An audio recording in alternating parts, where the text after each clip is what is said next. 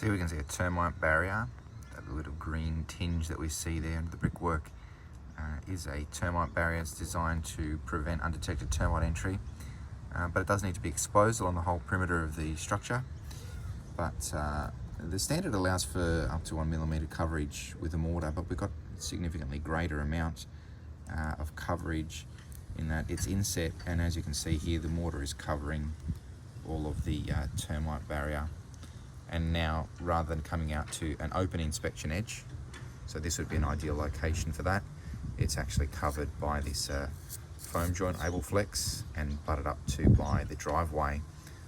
So this means that this barrier really is not effective. The termites can actually come up just along here anywhere, and they could bridge this barrier into the structure without coming out into the open.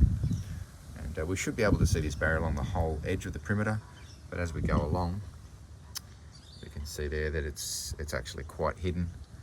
So see a tiny bit there, but now it's hidden along the whole wall. So not finding any visual inspection edge even here now. Just underneath this weep hole, we can see the damp-proof course on the top, but there's just no visible edge of the termite barrier. So this barrier is not doing what it's supposed to. It's designed to be clearly visible and force termites out in the open, but theoretically they can bridge because of this mortar joint.